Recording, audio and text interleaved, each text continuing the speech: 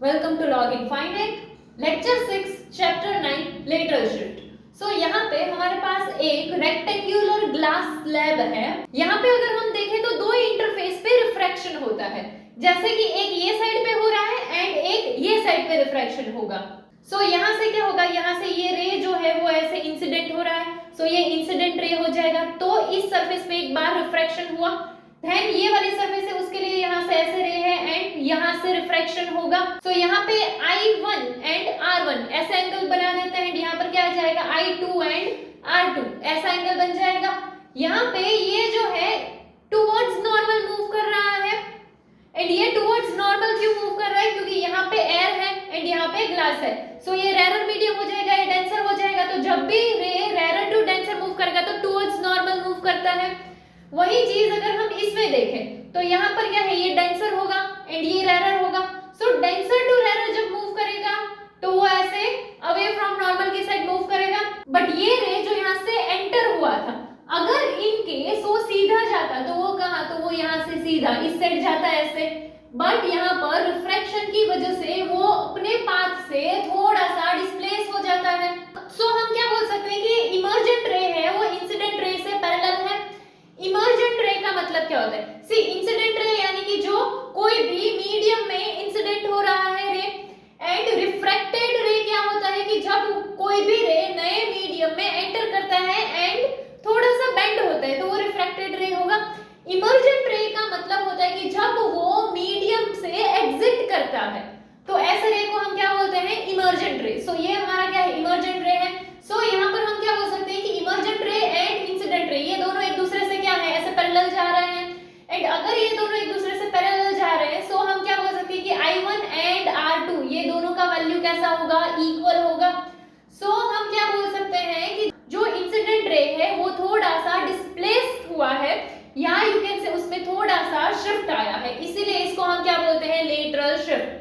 सो अगर हम इसको ऐसे डायरेक्टली समझे तो जैसे यहाँ पर ये हमारे पास ऐसे एक रेक्टेंगुलर ग्लास स्लैब है, यहाँ से हमारा एक इंसिडेंट रे आ गया, ठीक है। तो ये रेरर टू डेंसर जाएगा, यहाँ पे ऐसे नॉर्मल है तो वो रे यहाँ से ऐसे मूव कर देता है, ठीक है। जबकि उसको जाना कहाँ था, उसको जाना था यहाँ से ऐसे। बट यहाँ पर फिर से क्या हुआ, डेंसर टू रेरर जा रहा है, डेंसर टू रेरर जाएगा, इसकी वजह से वो जो है फिर से क्या ऐसे मूव कर देगा।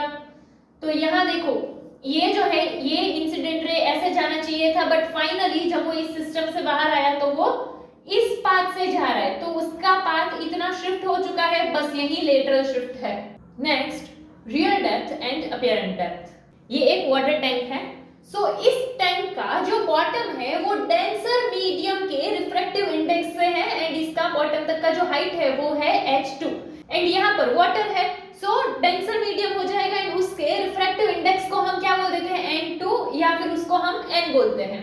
अगर हम इस टैंक के बॉटम को इस तरह से नॉर्मली देखते हैं तो उसका बॉटम तो यहाँ पर है, बट हमें वो बॉटम इस पॉइंट पे O डैश वाले पॉइंट पे दिखाई देता है रिफ्रैक्शन की वजह से।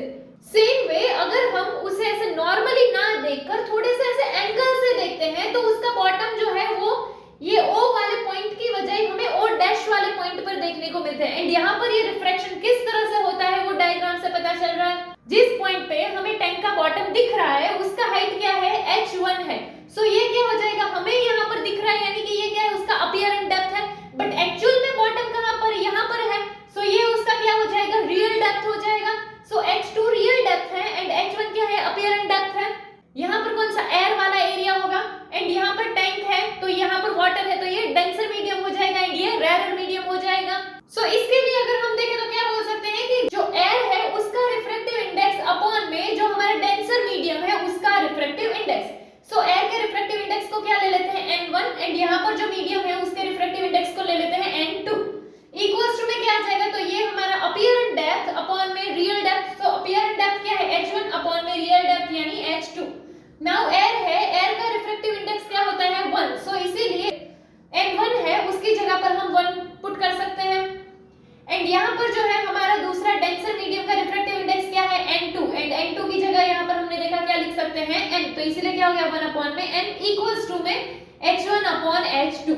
अगर हमें ये n के हिसाब से आंसर लाना हो तो रेसिप्रोकल कर सकते हैं दोनों साइड, तो ये जो 1/n है वो क्या n/1 के हिसाब से आ जाएगा, इक्वल्स टू में ये क्या बन जाएगा h2/h1 हो जाएगा। सो यहाँ पे refractive index of denser medium जो है वो क्या हो जाएगा, रियल डेप्थ अपॉन में अपीयरेंट डेप्थ। सो अगर हमें अपीयरेंट डेप्थ फाइंड करना हो, सो इसके थ्रू हम क्या बोल सकते हैं कि ये h1 यहाँ से न्यूमरेटर में चला जाएगा, ये n यहाँ न्यूमरेटर से डिनोमिनेटर में चला जाएगा, इसीलिए क्या हो जाएगा h2 में n। ये h2 क्या था, रियल डेप्थ, एंड ये n जो है वो क्या था, डेंसर मीडियम का रिफ्रैक्टिव इंडेक्स।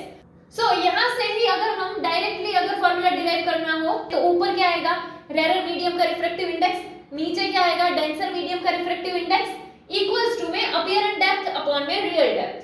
सो ये जो हमें अपीयरेंट डेप्थ एंड रियल डेप्थ वाला सिनेरियो देखने को मिलता है वो किसकी वजह से है, रिफ्रैक्शन की वजह से है।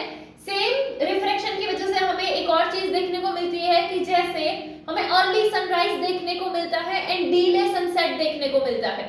यानी क्या होता है कि सनराइज से कुछ टाइम पहले से ही हमें सन दिखना शुरू हो जाता है एंड सनसेट के कुछ टाइम बाद भी हमें सन दिखता है। सो ये वही हुआ, अर्ली सनराइज देखने को मिलता है एंड डीले सनसेट देखने को मिलता है। सो ये किसकी वजह से होता है, रिफ्रैक्शन की वजह से होता है कि जो लाइट के रेज जो है वो अर्थ के एटमॉस्फेयर से पास होते हैं एंड रिफ्रैक्शन होता है, इसी वजह से हमें ये देखने को मिलता है।